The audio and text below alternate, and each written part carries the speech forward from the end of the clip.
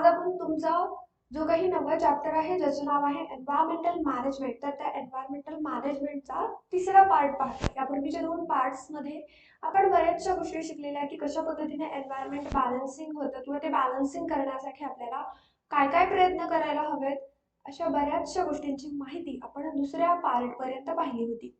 आज जो काही पार्ट पाहतोय आपण तो पार्ट तिसरा आहे आणि या तिसऱ्या पार्ट मध्ये solid waste management need of the hour म्हणजे काय, तर घन कचरा व्यवस्थापन ही काळाची गरज याच्याबद्दलची माहिती आपण या भागामध्ये पाहणार आहोत.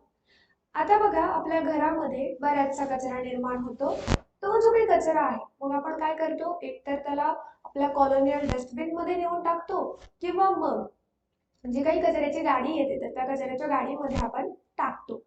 पण लक्षात घ्या, ज्या ठिकाणी आपण कचरा टाकतो त्या ठिकाणी बऱ्याच वेळेला तो कचरा ओव्हरफ्लो होतो किंवा मग त्याचं व्यवस्थापन चांगल्या पद्धतीने होत नाही आणि त्या ठिकाणी काय होतं, तर त्याच्यामध्ये बऱ्याचशा मोठ्या प्रमाणामध्ये पाणी साचलं जातं आणि ते पाणी साचल्यामुळे त्या ठिकाणी खूपशा मच्छरांची किंवा डासांची पैदास त्या ठिकाणी होते आणि त्यांच्यापासून वेगवेगळे आजार प्रत्यक्षपणे आणि अप्रत्यक्षपणे पसरत असतात. आणि त्यामुळेच जे काही घनकचरा असेल तर त्याचं व्यवस्थापन करणं ही सध्याच्या काळाची गरज बनलेली आहे. आता बघा, सुरुवातीलाच तुम्हाला कॅन यू टेल या संदर्भाखाली काही प्रश्न विचारण्यात आलेले आहेत. प्रश्न काय आहे बघा, what is mean by pollution. Pollution काय असतं? लक्षात घ्या, the substances which disturb the balance of the natural resources. तर असे पदार्थ जे काय करतात, जे की नॅचरल रिसोर्सेस आहेत त्यांचं बॅलन्स बिघडवतात, त्यांना काय करतात, एका अर्थाने त्यांना टॉक्सिक बनवतात, त्यांना विषारी बनवतात. यालाच आपण पोल्युशन म्हणजेच प्रदूषण म्हणतो. त्यानंतर पुढे बघा, in which different ways do our surroundings get pollute. तर कोणत्या कोणत्या वेगवेगळ्या वेजनी मार्गांनी आपला जो काही सराउंडिंग असेल तो पोल्युटेड होतो म्हणजे तो प्रदूषित बनतो. तर बरेचसे वेगवेगळे वेज आहेत. उदाहरणामध्ये बघा, आता उदाहरणामध्ये आपल्याला या ठिकाणी पाहायला मिळेल की ध्वनी प्रदूषण आहे, हवा प्रदूषण आहे, वायू प्रदूषण, जल प्रदूषण, वेगवेगळे रासायनिक प्रदूषण असतात. बरेचसे वेगवेगळे प्रकार त्या ठिकाणी आपल्याला पाहायला मिळतात आणि अशा बऱ्याचशा गोष्टींमुळेच काय होतं, आपला जो काही पृथ्वीचा सरफेस आहे तो पोल्युटेड होतो. त्यानंतर आपल्याला एक छोटीशी कृती करायची, तर करूयात ना आपण कृती. तर बघा, कृती काय आहे, observe the garbage collect in the dustbin of your classroom and make a list of the various materials in it. Discuss with your teacher how these materials can be properly disposed of. Can we do the same with the garbage generated in our house? Think about it.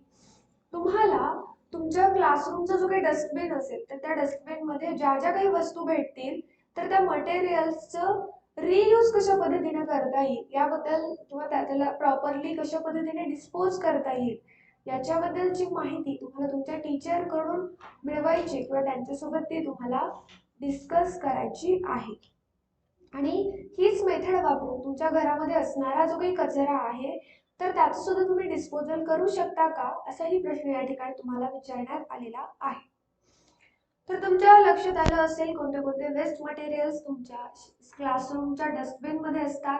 For example, बरेचसे खाण्याचे wrappers असतील किंवा मग papers असतील, sharpener पेन्सिलचा sharp केलेला waste material असेल, अशा पद्धतीने वेगवेगळ्या गोष्टी तुम्हाला त्या डस्टबिन मध्ये पाहायला मिळतील. आता बघा, या ठिकाणी ऑब्झर्व अँड डिस्कस या संदर्भामध्ये तुम्हाला काही इमेजेस दिलेले आहेत ते तुम्हाला ऑब्झर्व करायचे. तर ऑब्झर्व करा व्यवस्थितपणे. What is the main difference between what we see in the two pictures alongside 9.2 A and B. आता या आपल्या इथे तुम्हाला दिसणाऱ्या बाजूला दिसणाऱ्या चित्रांमध्ये नेमका फरक काय आहे, तर नेमका फरक आहे तो म्हणजे गार्बेजचा, ज्याला आपण वेस्ट म्हणतो. दुसरा प्रश्न बघा, what should we do to permanently maintain the condition seen in picture बी.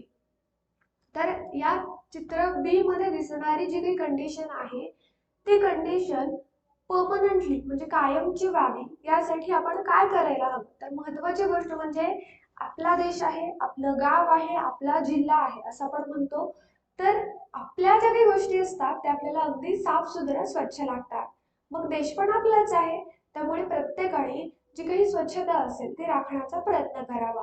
म्हणजे बघा, जर आपण एखादी गोष्ट खातोय तर त्याचा जो काही कचरा असेल, त्याचे जे काही कागद असेल, वेस्टर्न असेल, तर ते रोडवरती न टाकता बरोबर त्या डस्टबिन मध्ये टाकायला हवं. यामुळे काय होईल, तर यामुळे तो जो काही परिसर असेल तो परमनंटली मेंटेन क्लीन राहण्यासाठी त्याला मदत होईल. समजलं तुम्हाला? तर एवढंच नव्हे तर आपल्या भारतामध्ये स्वच्छता अभियाना अंतर्गत बरेचसे ठिकाणं स्वच्छ सुद्धा केले जातात आणि त्यामुळे लोकांमध्ये जे काही स्वच्छतेचं महत्त्व आहे ते खूप जास्त प्रमाणात पसरलेलं आहे किंवा त्याच्याबाबत जागृती सुद्धा झालेली आहे. पुढे बघा आता की डू यू नो, तुम्हाला माहिती आहे का, तर आपल्याकडे दिवसभरामध्ये किती कचऱ्याची निर्मिती होते. तर लक्ष द्या इकडे. Solid waste generated in the main metro cities of the state is approximately as follows: Mumbai 5,000 tons, Pune 1,700 tons, Nagpur 900 tons. तर बघा, जवळजवळ जे काही मेट्रो सिटीज असतात, फॉर एक्झाम्पल पुणे, मुंबई, नागपूर सारख्या सिटीज, ज्या ठिकाणी खूप मोठ्या प्रमाणात औद्योगिक प्रगती झालेली आहे किंवा ज्या ठिकाणी मोठ्या प्रमाणामध्ये लोकसंख्या आहे, तर त्या ठिकाणी जे काही सॉलिड वेस्ट जनरेट होतं एका दिवसभरामध्ये, ते किती असायला हवं किंवा ते किती निर्माण होईल असं तुम्हाला वाटतं? गेस करा. तर इट विल बी अप्रॉक्सिमेटली आपल्या मते 200 ते 300 टन. पण बघा, त्यांची जो काही संख्या आहे, त्यांची जी काही नंबर आहे, तर ती खूप हेलावणारी आहे किंवा आश्चर्याचा धक्का देणारी आहे. तर मुंबईमध्ये जवळपास 5,000 टन इतका घन कचरा त्या ठिकाणी निर्माण होतो. पुण्यामध्ये जवळपास 1,700 टन, तर नागपूरमध्ये 900 टन कचरा त्या ठिकाणी निर्माण होतो. On 26 July 2005, a serious flood calamity has arisen in Mumbai. Improper solid waste management was one of the main reasons behind the calamity. Thus, we see that accumulation of solid waste can lead to various calamities. तर 26 जुलै 2005 रोजी एक खूप भयानक असा पूर त्या ठिकाणी मुंबईच्या बऱ्याचशा भागांमध्ये आला होता. त्यामागचं कारण काय होतं? तर त्यामागचं कारण म्हणजे जे काही घनकचरा आहे तर त्याचं व्यवस्थापन व्यवस्थितपणे न केल्यामुळं तो जो काही पूर आहे तो आला होता. आणि तेव्हाच आपल्या लक्षात आलं की घनकचऱ्याचं जर आपण व्यवस्थापन प्रॉपरली नाही केलं तर त्याचे विपरीत परिणाम आपल्याला अशा पुराच्या स्वरूपामध्ये किंवा वेगवेगळ्या स्वरूपामध्ये त्या ठिकाणी पाहायला मिळतील. तर अशा पूर येऊ नये किंवा अशा क्लायमेटीज, अशी संकट उद्भवू नये यासाठी आपण कचऱ्याचं जे काही व्यवस्थापन असेल ते प्रॉपरली करायला हवं. त्यानंतर पुढे बघा, ऑब्झर्व या संदर्भात, make a survey of the building or area where you live, categorize the garbage as degradable and non-degradable waste, approximately how much solid waste it generates in a week, make a list of the factors responsible for it. आपल्याला एक सर्वे बनवायचा आहे. कशाचे सर्वे?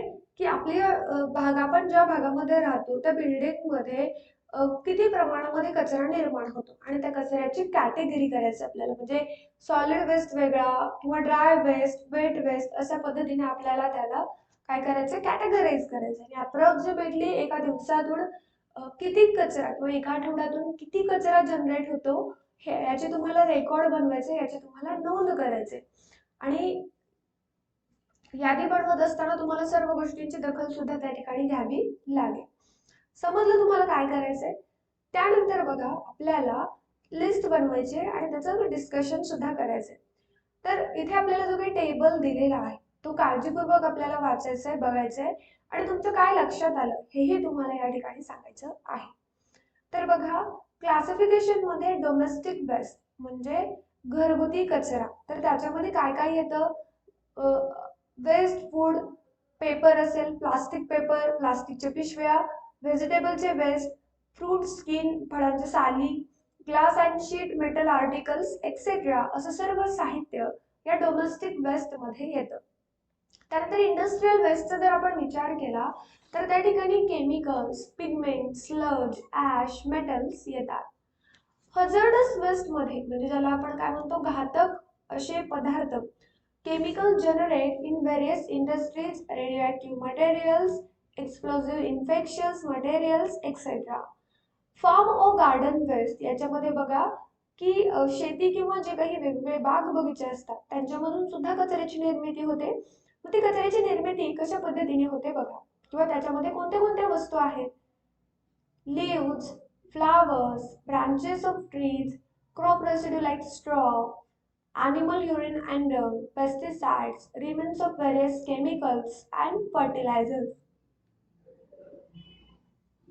तर अशा पद्धतीने आपल्याला वेगवेगळ्या प्रकारचे जे काही साहित्य आहे ते फार्म अँड गार्डन वेस्ट मध्ये पाहायला मिळेल.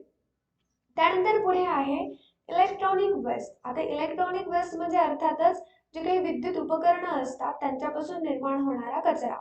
याच्यामध्ये काय काय येतं मग, तर यामध्ये non functional TV sets, cell phones, music systems, computers and their parts येतात. बायोमेडिकल वेस्ट मध्ये काय काय येतं तर बघा, bandages, dressings, gloves, needles, saline bottles, medicines, medicine bottles, test tubes, body parts, blood etcetera from clinics, hospitals, blood banks and laboratories. तर बऱ्याचशा भागांमधून बायोमेडिकल वेस्टमध्ये मोस्टली जे काही मेडिकल फील्डमध्ये जनरेट होणारा कचरा असतो, त्यामध्ये बँडेजेस असतील, ड्रेसिंग्स असतील, वेगवेगळे ग्लव्ज असतील, निडल्स इंजेक्शनच्या ज्या काही सुया असतात त्या सुया, तशाच पद्धतीने काय तर सलाईनच्या बॉटल्स आहेत, वेगवेगळे औषधं आहेत, मेडिसिन बॉटल्स आहेत, टेस्ट ट्यूब्स आहेत, बॉडी पार्ट्स आहेत वेगवेगळे, ब्लड आहे. तर हे सर्व क्लिनिक्स आणि हॉस्पिटल मधून येणारा कचरा.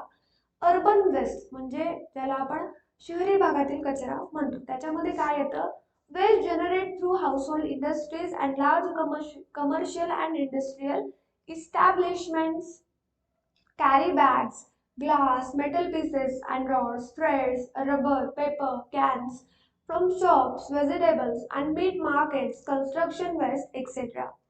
तर शहरी भागामध्ये सुद्धा मोठ्या प्रमाणामध्ये कचऱ्याची निर्मिती होते. रेडिओएक्टिव्ह वेस्ट मध्ये रेडिओएक्टिव्ह मटेरियल्स येतात ज्याच्यामध्ये स्ट्रॉन्टियम 10, सेरियम 141, बेरियम 140 आणि हेवी वॉटर येतं.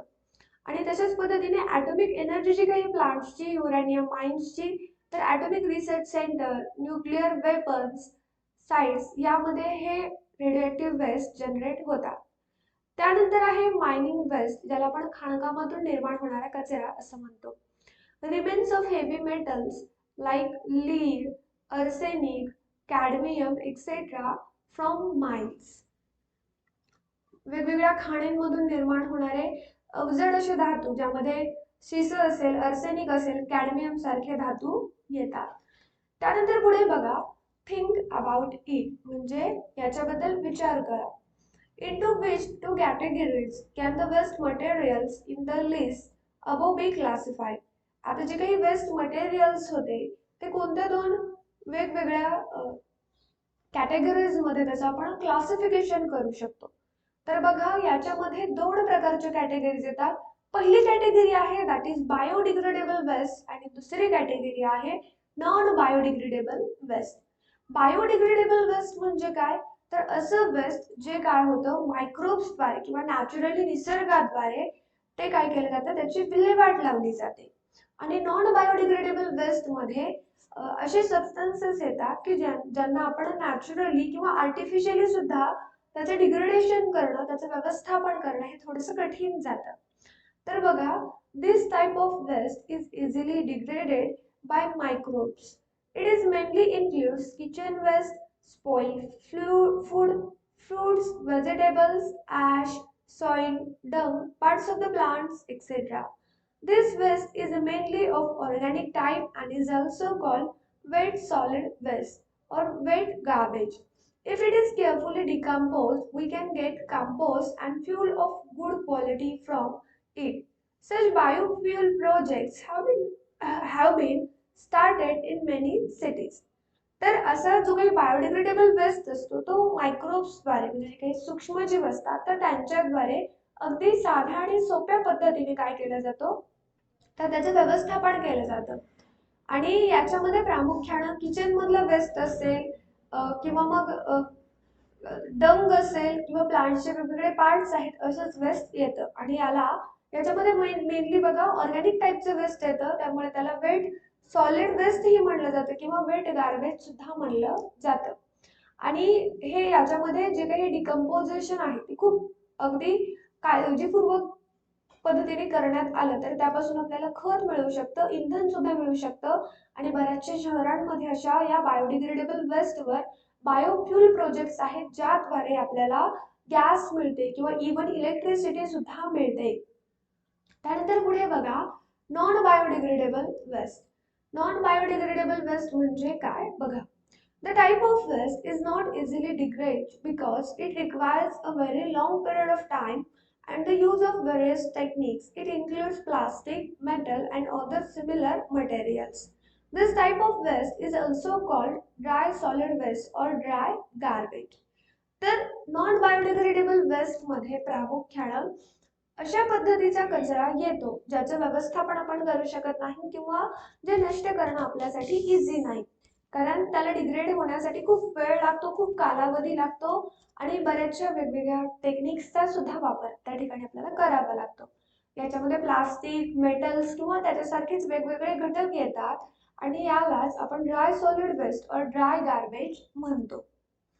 त्यानंतर पुढे बघा, यूज युअर ब्रेन पॉवर. जरा डोके चालवा. याच्यामध्ये पहिलं आहे, why is it necessary to recycle non degradable waste. तर नॉन डिग्रेडेबल वेस्ट रिसायकल करणं का गरजेचं आहे, कारण काय बघा, तर हे जर निसर्गामध्ये किंवा आपल्या एन्व्हायरमेंटमध्ये असंच राहिलं तर त्याच्यामध्ये असणारे जे काही टॉक्झिन्स असतील ते एन्व्हायरमेंटमध्ये मिक्सअप होतील आणि आपला जो काही एन्व्हायरमेंट आहे तर त्याचं बॅलन्सिंग बिघडेल अर्थातच. आणि मग त्याचे विपरीत परिणाम आपल्या ह्युमन हेल्थवरती किंवा अदर लिव्हिंग ऑर्गॅनिझम्सच्या हेल्थवरती होणार, प्लांट्सवरती होणार.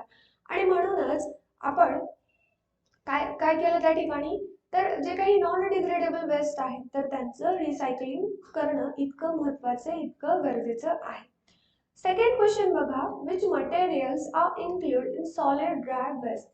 सॉलिड ड्राय वेस्ट मध्ये कोणते कोणते मटेरियल्स इन्क्लूड होतात. प्लास्टिक, लेदर चे वेगवेगळे वस्तू असतील किंवा मग मेटल्स आहेत, ग्लास आहे, असे वेगवेगळे पदार्थ या ठिकाणी इन्क्लूड केले जातील.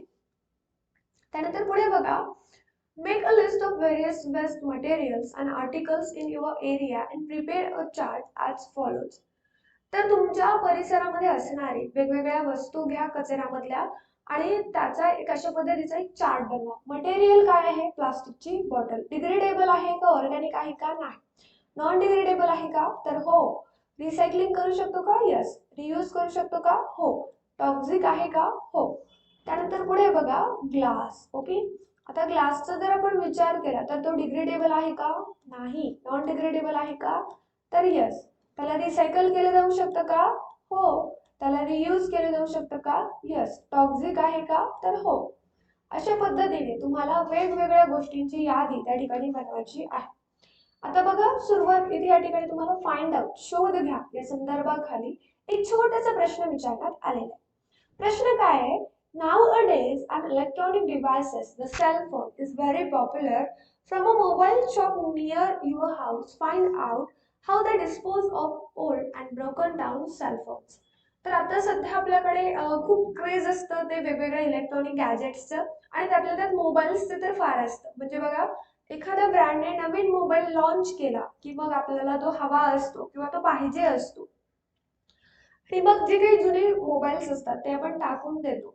मग आपल्याला काय करायचंय, तर तुमच्या आजूबाजूच्या परिसरामध्ये जर एखादं मोबाईलचं दुकान असेल तर त्या ठिकाणी जा आणि त्या ठिकाणचा जो काही शॉपकीपर असेल तर त्याला विचारा की तुम्ही जुने झालेले किंवा तुटलेले फुटलेले जे काही मोबाईल्स असतात तर त्यांचं विल्हेवाट कशा पद्धतीने लावतात किंवा त्याला कशा पद्धतीने रियूज करतात. तर कराल ना ही छोटीशी कृती, छोटीशी ऍक्टिव्हिटी तुम्ही, आय होप तुम्ही कराल. त्यानंतर युजिंग आयसीटी म्हणजे तंत्रज्ञानाचा वापर करून आपल्याला काहीतरी लक्षात घ्यायचे. Carefully observe figure 9.4 alongside. Based on it, send an email to your friend explaining the importance of solid waste management. इथे आपल्याला 9.4 एक harmful effects of solid waste नावाची एक डायग्राम दिलेली आहे. म्हणजे थोडक्यामध्ये बघा, या ठिकाणी आपल्याला त्याचं काय करायचंय, तर त्याचं कशा पद्धतीनं हार्मफुल परिणाम म्हणजे घातक असे परिणाम होतात सॉलिड वेस्टचे ते दिलेले आहेत, आणि ते परिणाम तुमच्या मित्राला एक्सप्लेन करत आहात असा ईमेल तुम्हाला या ठिकाणी कंपोज करायचा आहे. तर परिणाम काय काय आहेत? बायोडायव्हर्सिटी वरती परिणाम होतात, खूप घाण वास येतो, टॉक्सिक गॅसेसचे प्रोडक्शन होतं, नॅचरल ब्युटीचं डिग्रेडेशन होतं, हवेचं प्रदूषण होतं, पाण्याचं प्रदूषण होतं, पुन्हा परत सॉइलचं प्रदूषण होतं, आणि वेगवेगळे डिसीज काय होतात त्या ठिकाणी स्प्रेड होतात. अशा पद्धतीने तुम्हाला यावरती त्याचे एक्सप्लेनेशन देणारा एक ईमेल त्या ठिकाणी कंपोज करायचा आहे. आता बघा, आपण आतापर्यंत पाहिलं की हे जे काही सॉलिड वेस्ट आहे ते मॅनेजमेंट करणं ही गरज आहे, पण त्याची गरज काय नेमकं, तर बघा, पहिला point, for preventing environmental pollution and to keep surroundings clean. आपल्या पर्यावरणामध्ये प्रदूषण होऊ नये आणि आपला परिसर स्वच्छ राहावा, हे एक त्याच्या मागचं कारण आहे. दुसरं कारण, for energy as well as fertiliser production and through that to generate work and employment opportunities. तर जी काही एनर्जी आहे तर ती चांगल्या पद्धतीने वापरात आणावी, फर्टिलायझरचं प्रोडक्शन होवं एवढंच नाही, तर कामाची निर्मिती होवी आणि लोकांना रोजगाराची संधी भेटावी. नेक्स्ट आहे, to reduce the strain on natural resources through treatment of solid waste. तर सॉलिड वेस्टची जर आपण ट्रीटमेंट केली तर त्यातून निसर्गावरचा जो काही ताण असेल तो ताण थोडासा कमी होईल, थोडासा हलका होईल. To improve the health and quality of life and to maintain environmental balance. जी काही हेल्थ आहे ती हेल्थ इम्प्रूव्ह करणं, जी काही लाईफची क्वालिटी असेल तर ती मेंटेन करणं, एन्व्हायरमेंटल बॅलन्सला मेंटेन करणं. It is the need of the hour to implement solid waste management practices to avoid the possible problems due to solid waste generated from urban and industrial areas and to maintain a clean environment. तर ही सध्या काळाची गरज आहे, कारण solid waste management जर आपण केलं तर बाकीचा जो काही कचरा असतो तर त्याची विल्हेवाट निसर्ग आपापल्या पद्धतीने व्यवस्थितपणे लावू शकतो. पण आता जर आपण पाहिलं की मोठ्या मोठ्या शहरांमध्ये ज्या ठिकाणी खूप मोठ्या प्रमाणात औद्योगिक प्रगती झाली आहे त्या ठिकाणी त्याचं सुद्धा व्यवस्थापन करणं खूप कठीण जातं, कारण टनांमध्ये काय ठेवतोय त्या ठिकाणी कचरा निर्माण होतोय. We should implement measures like increasing the efficiency of production process so that minimum waste will be generated, reducing garbage production by recycling and reuse of waste materials. वेगवेगळ्या मटेरियलचं रियूज केल्यामुळे त्या मटेरियल्स काय होईल, तर रिसायकलिंग पण होईल आणि कमीत कमी कचरा त्या ठिकाणी निर्माण होईल. आता सायंटिफिकली किंवा इको फ्रेंडली पद्धतीने आपण कशा पद्धतीने कचऱ्याचं मॅनेजमेंट करू शकतो ते बघा. पहिल्यांदा, separation and categorisation of waste. आपण सुरुवातीला जे काही वेगवेगळे वेस्ट मटेरियल आहेत तर त्याचं सेपरेशन करायला हवं, त्याचं कॅटेगरायझेशन करायला हवं. त्यानंतर कंपोस्टिंग आहे, सेफ लँडफिल साइट्स आहेत, वर्मी कंपोस्टिंग आहे, इंडस्ट्रियल सॉलिड वेस्ट मॅनेजमेंट करू शकतो आपण, पायरोलायसिस ही मेथड वापरू शकतो, बायोमेडिकल वेस्ट मॅनेजमेंटसाठी इन्क्रिनेशन वापरू शकतो. अशा पद्धतीचे वेगवेगळे सायंटिफिक आणि इको फ्रेंडली वेस्ट मॅनेजमेंट आपल्याला त्या ठिकाणी पाहायला मिळतात. आता या ठिकाणी आपल्याला 7 प्रिन्सिपल दिलेले आहेत सॉलिड वेस्ट मॅनेजमेंटचे. कोणते कोणते आहेत बघा. पहिल्यांदा आहे रियूज, म्हणजे एखाद्या मटेरियलचा जर आपण वापर केला तर त्याचा आपण परत रियूज करू शकू अशा पद्धतीचे मटेरियल्स आपण यूज करायला हवेत. आता बघा, ज्या काही प्लास्टिक बॅग्स असतात त्यांना आपण रियूज करू शकतो का? करू शकत नाही. त्यामुळे त्या ठिकाणी जर आपण कपड्याच्या बॅग्स वापरल्या तर त्यांना थोड्याफार प्रमाणामध्ये आपण रियूज करू शकतो. त्यानंतर आहे रिफ्यूज. रिफ्यूज म्हणजे नकार देणं. तर कशाला नकार द्यायचा आहे आपल्याला, तर जे काही नॉन डिग्रेडेबल मटेरियल्स आहेत, फॉर एक्झाम्पल प्लास्टिक, थर्माकोल, तर त्यांच्या वापरालाच आपल्याला त्या ठिकाणी नकार द्यायचा आहे. त्यानंतर नेक्स्ट आहे रिसायकल. रिसायकल म्हणजे काय, तर त्याचं पुनर्चक्रीकरण करणं थोडक्यात. तर जे काही सॉलिड वेस्ट आहेत, पेपर असेल, ग्लास असेल, तर त्यांच्यापासून परत नवीन पदार्थ बनवणं आणि त्याचा वापर करणं. त्यानंतर आहे रिथिंक, म्हणजे पुनर्विचार करा. कशाबद्दल पुनर्विचार करा, तर आपल्या ज्या काही सवयी आहेत, आपल्या ज्या काही ऍक्टिव्हिटीज आहेत त्यांचं कनेक्शन वेगवेगळ्या आर्टिकल्स जे डे टू डे लाईफमध्ये आपण वापरतो त्याच्याबद्दल, त्या सवयींबद्दल आपण विचार करायला हवा. त्यानंतर आहे रेड्यूस. रेड्यूस म्हणजे कमी करणं. तर वेगवेगळ्या मोठ्या प्रमाणामध्ये जे काही वेस्टेज असतात, तर ते वेस्टेज आपण काय करायला हवे, त्या ठिकाणी कुठेतरी त्यांच्यावरती रेस्ट्रिक्शन्स असायला हवेत. ओल्ड मटेरियल्सला पण परत वापरायला हवं आणि एखादी गोष्ट आपण सतत सतत वापरावी यासाठी आपण प्रयत्न करायला हवं. आणि ज्या गोष्टी आपण यूज अँड थ्रो करतो, तर अशा टाईपचे ऑब्जेक्ट्स जास्तीत जास्त प्रमाणामध्ये आपण टाळायला हवे. त्यानंतर रिसर्च. आता वेगवेगळ्या गोष्टींचा रिसर्च सुद्धा आपण त्या ठिकाणी करतोय, की वेगवेगळे रिसर्च रिलेटेड रियूज मटेरियल्स जे की टेम्पररी आपण वापरू शकतो, तर त्यांच्याऐवजी रियुजेबल सबस्टन्सेसचा जास्त मोठ्या प्रमाणामध्ये रिसर्च तुम्हाला त्या ठिकाणी करायचा आहे. त्यानंतर आहे रेग्युलेशन अँड पब्लिक अवेअरनेस, म्हणजे नियमांचं पालन करणं आणि लोकांमध्ये याबाबत जनजागृती पसरवणं. त्यानंतर थिंक अबाउट इट, म्हणजे याबद्दल विचार करा. आपल्याला 3R मंत्र माहित आहेत, रिड्यूस, रियूज अँड रिसायकल. प्लास्टिकचे जे काही रॅपर्स आहेत ते कुठेही न फेकता डस्टबिन मध्ये फेकायला हवेत. प्लास्टिक बॅगच्या ऐवजी आपण कपड्यांच्या पिशव्या वापरायला हव्यात. त्यानंतर पेपरच्या दोन्ही बाजू आपण लिहिण्यासाठी वापरायला हवे. टिश्यू पेपरचा वापर करण्याऐवजी आपण स्वतःचा हातरुमाल बाळगावा. जे काही रिचार्जेबल बॅटरीज आहेत तर त्याच्या ऐवजी लीड बॅटरीज वापराव्यात. किंवा मग जे काही सॉलिड वेस्ट मॅनेजमेंटचे प्रोग्राम्स असतात ज्यामुळे लोकांना उत्साह मिळतो, समाजामध्ये जनजागृती होते, अशा पद्धतीचे वेगवेगळे काय करावेत, उपक्रम घ्यावेत. आणि जे काही यूज अँड थ्रोचे वेगवेगळे आर्टिकल्स आहेत ते कुठेतरी अवॉइड करायला हवेत. त्यानंतर नेक्स्ट बघा की period required for degradation of waste. आता एखादं वेस्ट मटेरियल आहे तर त्याचं डिग्रेडेशन होण्यासाठी, म्हणजे त्याचं विघटन होण्यासाठी किती दिवसांचा कालावधी लागतो. आपण जर केळीची साल बघितली तर त्यासाठी जवळपास 3 ते 4 आठवडे लागतात. कपड्याची पिशवी डिग्रेडेड होण्यासाठी 1 महिना लागतो. रॅग्स होण्यासाठी 5 महिने. रग्स ज्याला आपण म्हणतो थोडक्यात. वुलन सॉक्स साठी 1 वर्ष. लाकडासाठी 10 ते 15 वर्ष. लेदरच्या शूज साठी जवळपास 40 ते 50 वर्ष. स्टील कॅन साठी जवळपास 50 ते 100 वर्ष. अल्युमिनियम कॅन साठी 200 ते 250 वर्ष.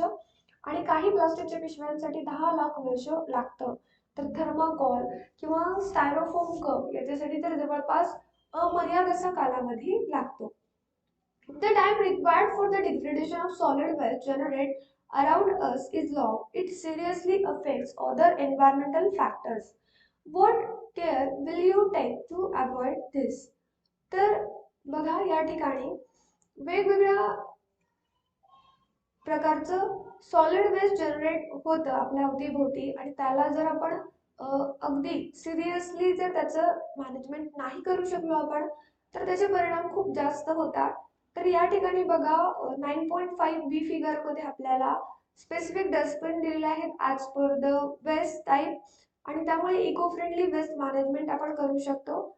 आणि हीच पद्धत आपण घरी सुद्धा आपण वापरू शकतो. म्हणजे ओला कचरा वेगळा, सुका कचरा वेगळा, पेपर वेगळा, ग्लासेस वेगळे, प्लास्टिक वेगळा आणि मेटल वेगळा. आणि त्यातून काय होईल तर एक प्रकारे आपल्याला जे काही कचरा आहे तर त्याचं क्लासिफिकेशन होईल आणि त्यामुळे त्याचं मॅनेजमेंट करणं सुद्धा पुढे आपल्याला इझी जाईल. तर फ्रेंड्स या ठिकाणी आपला हा जो काही तिसरा भाग होता ज्यामध्ये आपण सॉलिड वेस्ट मॅनेजमेंट अगदी व्यवस्थितपणे समजून घेतलं. यामध्ये तुम्हाला काही अडचण असेल तर लगेच कमेंट्स करा किंवा मग आपला जो काही ऑफिशियल नंबर आहे त्यावरती सुद्धा तुम्ही मेसेजच्या स्वरूपात तुमचे जे काही डाऊट्स असतील ते विचारू शकता. थोडंसं म्हणजे एन्व्हायरमेंटशी रिलेटेड चॅप्टर आहे, थोडंसं थेरोटिकल पार्ट जास्त आहे, त्यामुळे ज्या काही छोटे छोटे कॉन्सेप्ट्स असतील, ज्या काही छोटे छोटे भाग असतील तर ते समजून घेण्याचा प्रयत्न करा. आता यापुढील भाग पाहण्यासाठी, या पूर्वीचा भाग पाहण्यासाठी तुम्हाला आपल्या चॅनलच्या प्लेलिस्ट मध्ये जावं लागेल. त्या ठिकाणी तुम्हाला 9th स्टँडर्ड सायन्स या फोल्डरमध्ये सर्व व्हिडिओज मिळतील, तर ते पहा, त्यांचा व्यवस्थितपणे अभ्यास करा. तशाच पद्धतीने आपले बरेचसे सोशल मीडिया अकाउंट्स आहेत तर त्याचे सुद्धा लिंक्स तुम्हाला या व्हिडिओच्या डिस्क्रिप्शन बॉक्समध्ये मिळतील, त्याही ठिकाणी तुम्ही जॉईन होऊ शकता. सो फ्रेंड्स आपण या ठिकाणी थांबूया. लवकरच भेटू आपण या चॅप्टरच्या शेवटच्या पार्टमध्ये. तोपर्यंत काळजी घ्या स्वतःची, अभ्यास करा व्यवस्थितपणे. Bye guys, take care, see you again later in next session.